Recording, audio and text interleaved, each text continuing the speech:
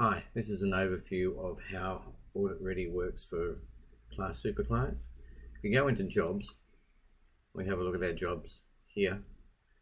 If you decide to proceed with Audit Ready, what we do is we get your permission and we upload all of your fund and trustee information from, as we have on our servers in our office, into the application, so it reduces the amount of time it takes to get up and running. But the most critical thing here is the fact that we integrate through the class from a transactional point of view.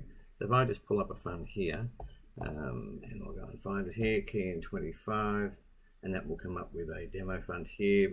We click on the year, and that will then load up the job flow sheet, which I won't go into at this stage, but there is a workflow application with this as well.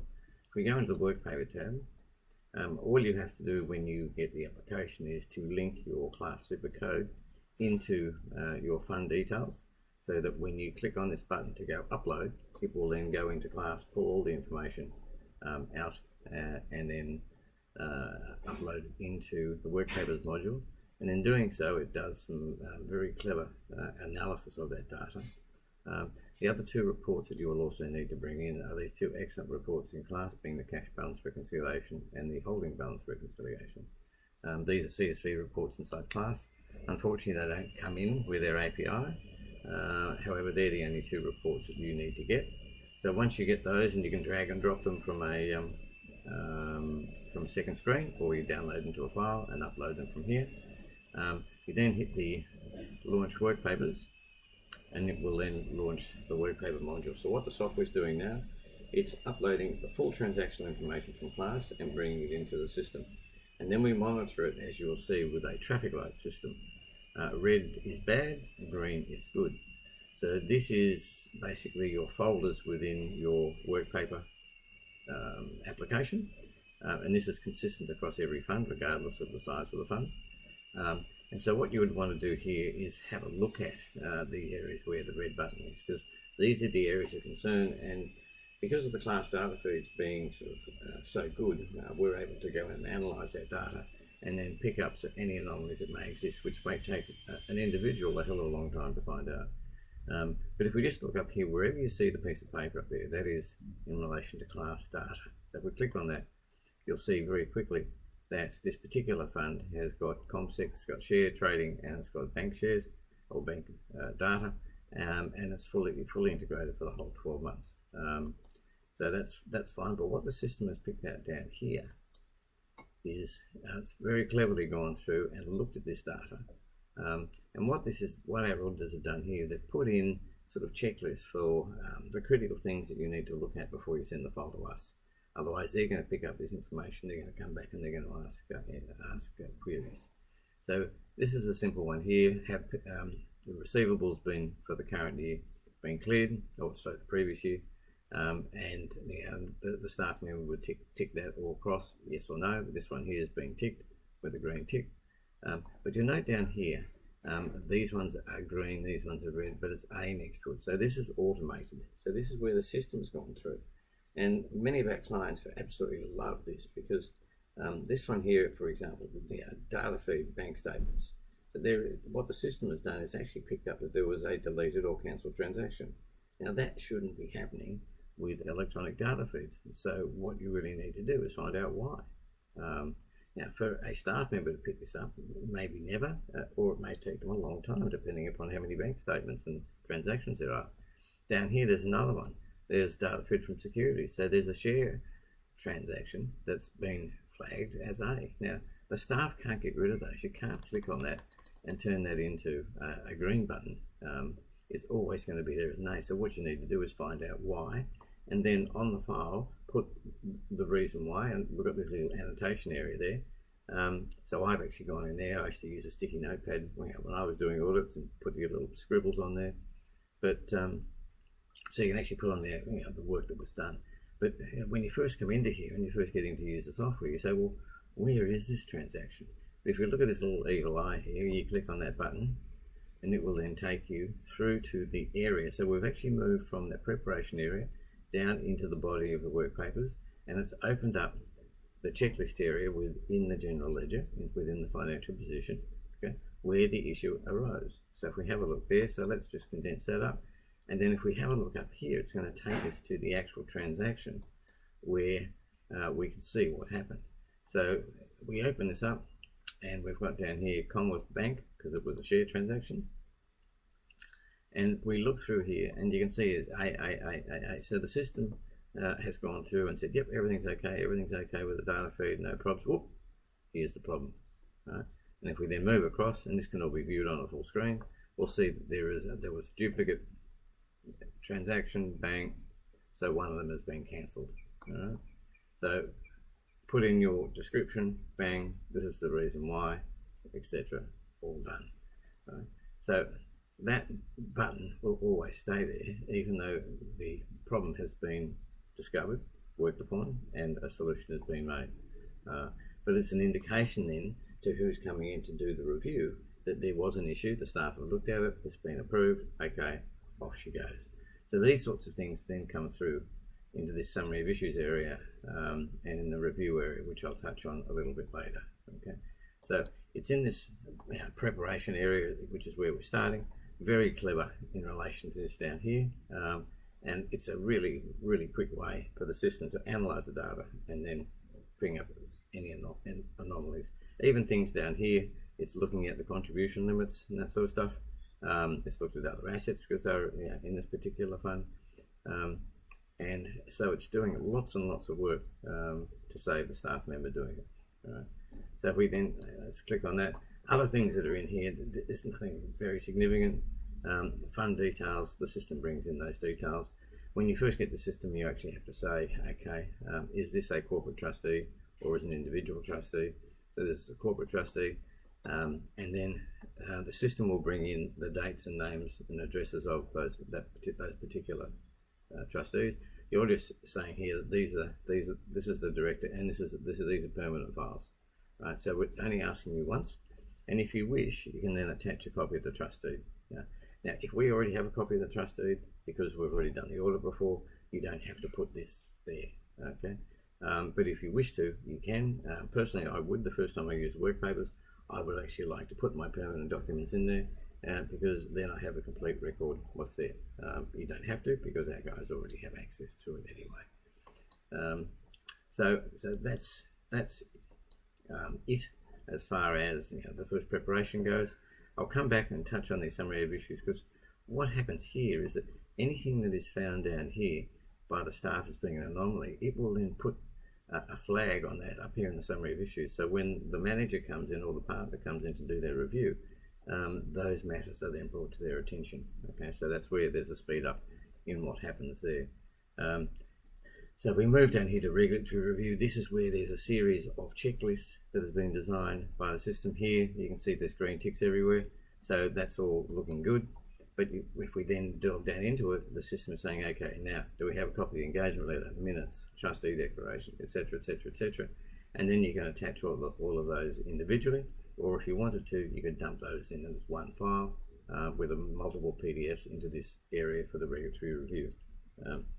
We have a look here, minutes of a trustee meeting. Now there's a little note on here, which one of the staff members has put on. The minutes were signed by 2 or 4 trustees. Now this person has said, yeah, that's okay. But just say that, say it was junior doing it, they weren't too sure whether it was okay. If they put a cross there, you'll notice that that green now turns to red. Right? Now that will also move that issue up into the summary of issues area. Right? So not only does it flag it in the regulatory review area, it will then flag it up here in the summary. So whoever's doing the review can look at there, click on that, and it'll see what the issue was. Okay. The other way of highlighting it to the attention of the partner manager is the staff may come into here and right click on their mouse and say, okay, I found this an issue, I'm not 100% sure of it, I want to add this to manager review. Right? So this is then going to add that particular matter to the review area here. So when the manager comes into review, he can see what's been brought up from the ground up by the staff for them to have a look at. Right? So it's a very smart way of working.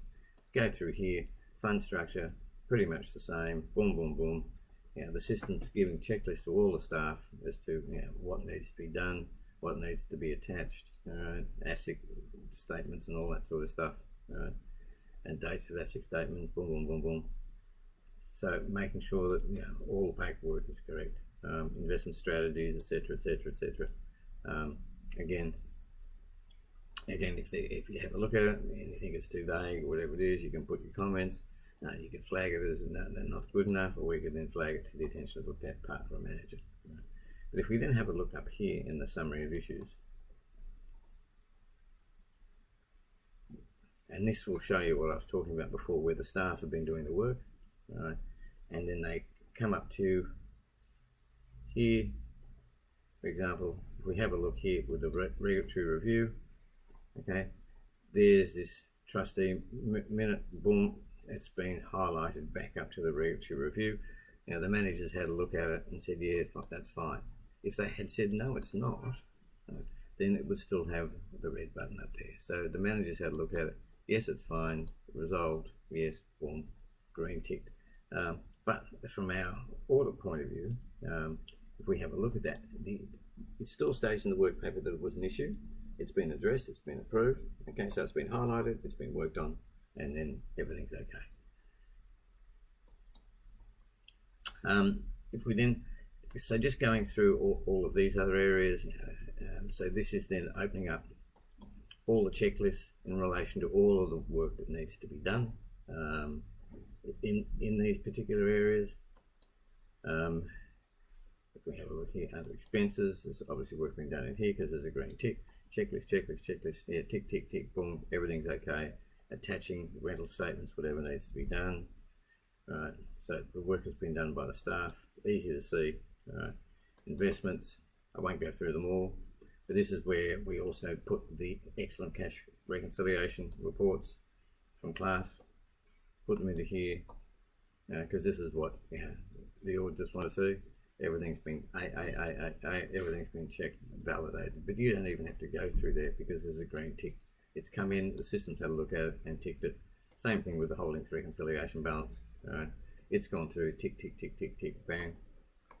So there's a lot of reliance that can then be put on because the system has done it. Okay.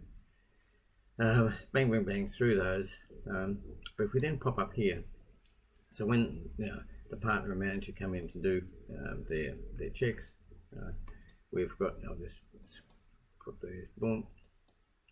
You've then got in here, you've then got the items that the staff, while they're doing the work, have then raised the question to the partner or to the manager when needed. And then when the partner or manager comes in and they see that there is something here, okay, they need to clear these. If they then need to find, there's that regulatory review one, if they need to find where that is, they click on that button and it takes them, it's taken them from the review area to the regulatory review area where the issue was, okay. So, a lot of the partners mightn't be computer literate enough to find their way around. They don't have to worry because the system will take it straight to it. Signed documents, boom. So they go through there, they make their approvals, everything's done, things are ready to then send off, everything's been approved, ready to send off to Evolve for audit. So you come down to the admin area, and then what you would do first is you'd print this off to a PDF so you can store it in your own document management system.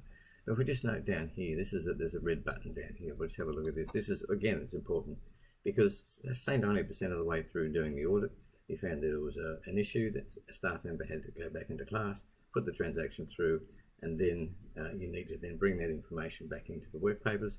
So the way you do that simply is you go into amended financials. Is there amended financials? Yes, there are.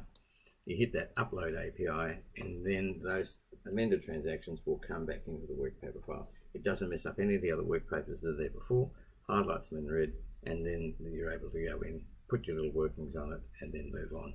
We also keep track of the history of those amendments, date stamped, person stamped, etc., because it is a crucial component of the audit when there's changes. You need to be able to track the changes and who did it.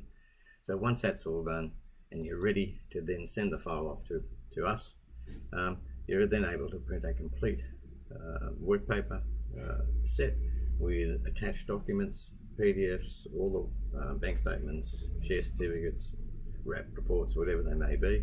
if you wish to, you can include other bits and pieces. You can include permanent documents, etc. So you go and create that output, and then what the system will then do, it will then create a PDF. If we just go and have a look at that PDF, we'll just open that up.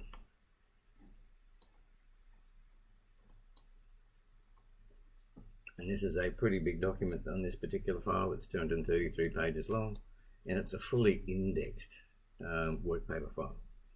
So here, bang, which part do you want to see? Manager review, partner review, your financials, statement of financial position. Let's have a look at that. There's a copy. There's the ticks that the system has done. There's the ticks that the staff members have done. The system has done its adds here, etc. And there's information here about those particular validation components. So this is where the validation agrees, additions agree, there's a problem here. So we've got a full analysis of what those particular issues are. And if you then pop into here as an example, and then you want to pop down and see what those investments are, there's a complete wrap report attached to here. So that's why it's a massive document. Boom. And that's then stored, which you have a permanent copy of, and you're now ready to send the document off to us. David and myself, we told the guys they should make this the yeehaw button. In other words, instead of just saying send job to audit, you say yeehaw, job done, off it goes to audit. The big thing there is it must have all the partner queries must be cleared. The system will go and check those. It says send job to audit. If I click on that, it'll come back and say no, that partner hasn't done the approval, so you need to go back into the review area, make those changes, and then off it goes. So that will then send it off electronically to our guys, and they will look at it as they do if it had been put up on the portal. But one thing at the moment is that if there are any queries that will come through, those queries will still come through the portal in the short term, but with the next version of the software, which hopefully will be sometime this year, those queries will all come through the work papers. So they'll come back from our guys to you, from you back to our guys, and also the final report will also come back into the work paper. So the work papers will be totally encompassing of all matters, from queries, final report to the full workings. So in essence, that is it, and the whole thing has been designed to make the data more complete with the use of all of the checklists throughout the software, and as far as the review goes, through the review by the partner manager and the summary of issues that have been raised at the lower level and then brought up so the partner and manager can see it at the higher level. It's been designed to speed up the review process significantly. So that's Audit Work Papers for class users. Thank you.